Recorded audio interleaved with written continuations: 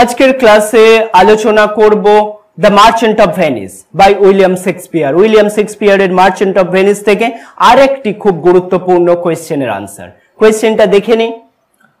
Examine the significance of the cascade test in Merchant of Venice. Merchant of Venice A cascade test নিয়ে যে আনসারটি আজকে আলোচনা করব, আনসারটি কিন্তু যথেষ্ট স্ট্যান্ডার্ড ভাবে আমার লেখানো আনসার। এই আনসারটি যদি নির্ভুল ভাবে তোমরা লিখতে পারো তাহলে 70 to 80% নাম্বার কিন্তু অবশ্যই ক্যারি হবে। আমি আনসারটি যেভাবে প্রত্যেকটা আনসার তোমাদের করাতে থাকি খুব সহজ সরল ভাবে বাংলায় প্রত্যেকটা প্যারাগ্রাফ ওয়াইজ ডিসকাস করে দেব, যাতে কোনো জটিলতা তোমাদের মধ্যে না থাকে। আনসারটি খুব সহজ ভাবে করার পর তোমাদের পরীক্ষার প্রিপারেশনের জন্য লিখে প্র্যাকটিস করতে হবে বেশ কয়েকবার, এবং নির্ভুল ভাবে যদি কোয়েশ্চেনের আনসারটি তোমরা লিখে দিয়ে আসতে পারো তাহলে কিন্তু 70 to 80% নাম্বার অবশ্যই ক্যারি হবে এই আনসার থেকে। তাহলে দেখে নেওয়া যাক একবার আনসারটা। এটা হচ্ছে আনসারের first page and this is the second page of the answer. তোমরাও একটু দেখে নাও যারা অনলাইনে এই মুহূর্তে ক্লাস করছো। তো এটা হচ্ছে সেকেন্ড পেজ। তোমাদের উদ্দেশ্যে একটু বলে রাখি, আমি এই চ্যানেলে প্রতিনিয়ত রেগুলারলি ইংলিশ অনার্সের বিভিন্ন টপিকের ওপর ডিসকাস করতে থাকি। আমার লেকচারগুলো, প্রিভিয়াস লেকচারগুলো তোমরা প্লেলিস্ট চেক করলে দেখতে পাবে কত ক্লাস তোমার সেমিস্টারের জন্য এখনো করা রয়েছে। পুরো ক্লাসটি করো।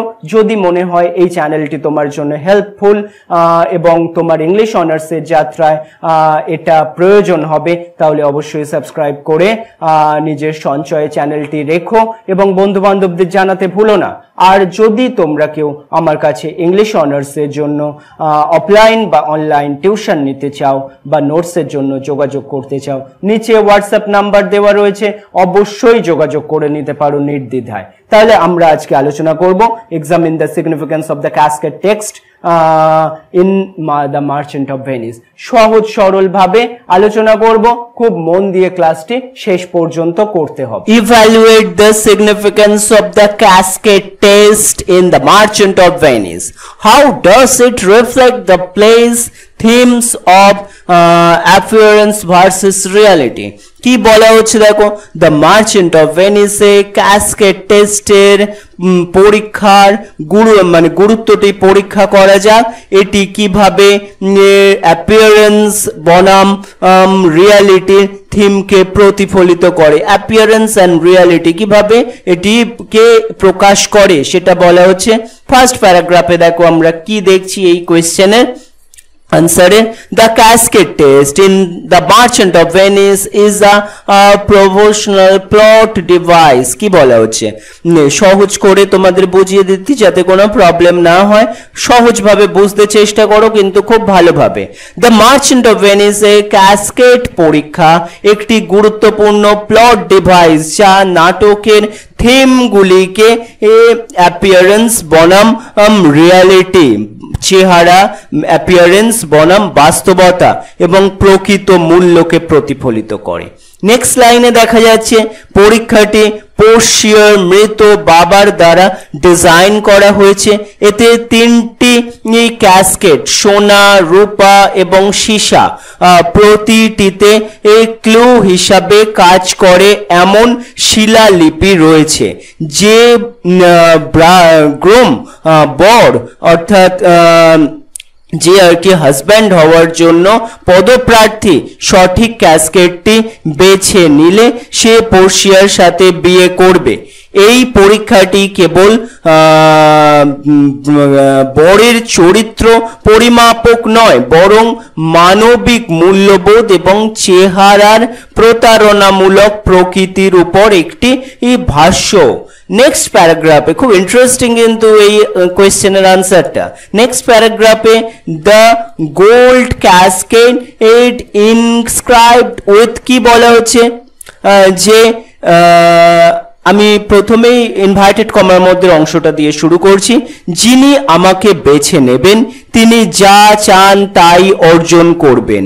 শিলালিপিযুক্ত সোনার ক্যাসকেডটি বাহ্যিক চেহারা এবং বস্তুগত সম্পদের আকর্ষণকে উপস্থাপন করে।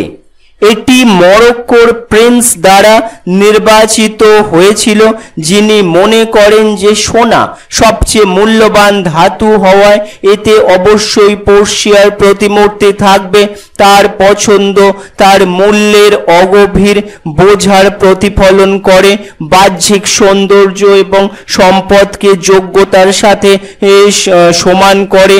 তবে তিনি ভিতরে একটি খুলি এবং একটি ক্লোন খুঁজে পান যা চেহারা দ্বারা বিচার করার শূন্যতা এবং প্রতারণাকে প্রতীকী সিম্বলাইজড করে। এই ফলাফলটি এই থিমটিকে সমর্থন করে যে যা সবচেয়ে বেশি ইচ্ছা করে তা প্রায়শই সত্যই সমান মূল্যবান হয় না। নেক্সট প্যারাগ্রাফে দেখো আমরা দেখছি দ্য সিলভার ক্যাসকেট। এই প্যারাগ্রাফে আমরা সিলভার ক্যাসকেটের বিষয়ে জানবো। কি বলা হচ্ছে দেখো, যিনি আমাকে বেছে নেবেন তিনি যতটা প্রাপ্য ততটাই পাবেন। শিলালিপিযুক্ত সিলভার ক্যাসকেটটি আরাগনের প্রিন্সের অধিকার এবং যোগ্যতার অনুভূতির আবেদন স্বীকার করে। তিনি বিশ্বাস করেন যে তার মহৎ মর্যাদা এবং আত্মমূল্য তাকে পর্শিয়ার হাতের অধিকার আর দেবে। তবে মরক্কোর প্রিন্সের মতো তিনি তার ভ্যানিটির বা অহংকারের দ্বারা প্রতারিত হয়েছেন এবং ভিতরে শুধুমাত্র একজন বোকা প্রতিকৃতি খুঁজে পান। এই পছন্দটি আত্মমর্যাদার বোকামি এবং বাহ্যিক মূল্য বা সামাজিক অবস্থানে প্রকৃত দক্ষ যোগ্যতার সাথে সমান করার ভুল অনুমানকে হাইলাইট করে। তার পরবর্তী স্ট্যান্জা কোয়েশ্চেন কিন্তু খুব ইন্টারেস্টিং হচ্ছে, দ্য লিড ক্যাসকেড। পরবর্তীতে খুব ইন্টারেস্টিং, পরবর্তী স্ট্যান্জায় যেটা বলা হচ্ছে, যিনি আমাকে বেছে নেবেন তাকে যা আছে তা দিতে এবং ঝুঁকি নিতে হবে। শিলালিপিযুক্ত ও সীসার ক্যাসকেটটি অন্তর্নিহিত মূল্য এবং ভালোবাসার জন্য ঝুঁকি নেওয়ার ইচ্ছাকে উপস্থাপন করে। এটি ব্যাসনীয়র দ্বারা নির্বাচিত হয়, যিনি ক্যাসকেটের অনাকর্ষণীয় বাহ্যিকতাকে তার গভীর প্রতিশ্রুতির দিকে দেখেন। তার পছন্দ তার প্রকৃত ভালোবাসা এবং পর্শিয়ার সত্য মূল্যবোধের বোঝার প্রতিফলন করে। ক্যাসকেটটি খোলার পর ব্যাসনীয়র পর্শিয়ার প্রতিকৃতি খুঁজে পান যা তার সঠিক সিদ্ধান্ত এবং বাহ্যিক চেহারার উপর অন্তর্নিহিত মূল্যের বিজয়কে নির্দেশ করে। এই সফল পছন্দটি নাটকের বার্তাটি শক্তিশালী করে যে প্রকৃত মূল্য পৃষ্ঠের নিচে এবং প্রকৃত ভালোবাসা এবং চরিত্র বাহ্যিক চেহারা দ্বারা বিচার করা হয় না। নেক্সট প্যারাগ্রাফে দেখো কি বলা হচ্ছে, the casket test also serves to. কি বলা হচ্ছে দেখো, ক্যাসকেটের এই টেস্টটি শেক্সপিয়রের সময়ের সামাজিক মূল্যবোধের সমালোচনা করতেও কাজ করে, যেখানে প্রায়শই সম্পদ এবং মর্যাদা একজনের মূল্য এবং সুযোগগুলিকে নির্ধারণ করে। বস্তুগত সম্পদ এবং বাহ্যিক সৌন্দর্যের বাইরে দেখতে পান এমন যে হাজব্যান্ডের পদপ্রার্থী পুরস্কারের মাধ্যমে নাটকটি ব্যক্তিগত গুণাবলী এবং অখণ্ডতার উপর ভিত্তি করে মূল্যের একটি গভীর বোঝাপড়ার পক্ষে সমর্থন করে।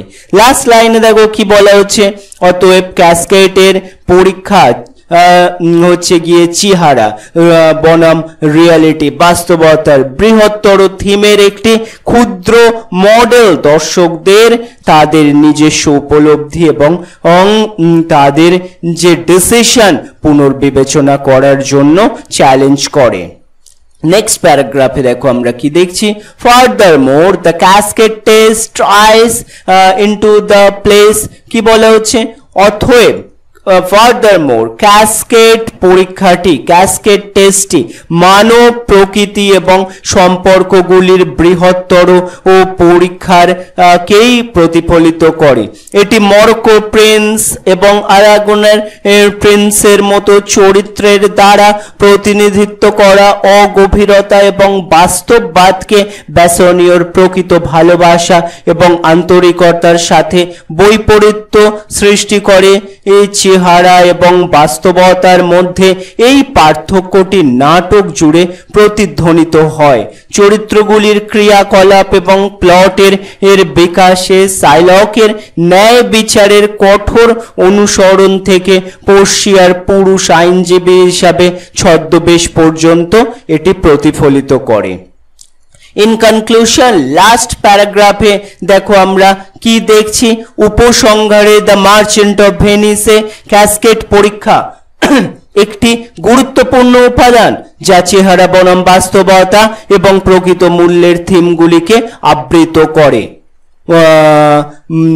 সেই প্রতিযোগী যারা হাজব্যান্ড হওয়ার জন্য পোর্শিয়ার হাজব্যান্ড পদপ্রার্থী ছিলেন সেই পছন্দগুলি করেছে, তার মাধ্যমে শেক্সপিয়ার অগভীর সিদ্ধান্তের সমালোচনা করেন এবং অভ্যন্তরীণ মূল্যবোধ এবং অখণ্ডতার গুরুত্বকে জোর দেন। পরীক্ষাটি নাটকের বৃহত্তর বার্তাগুলির প্রতিফলন হিসাবে কাজ করে, দর্শকদের চেহারা বাইরে দেখাতে এবং প্রকৃত মূল্য সংজ্ঞায়িত করে এমন গভীর গুণগুলির প্রশংসা করতে উৎসাহিত করে আমাদেরকে।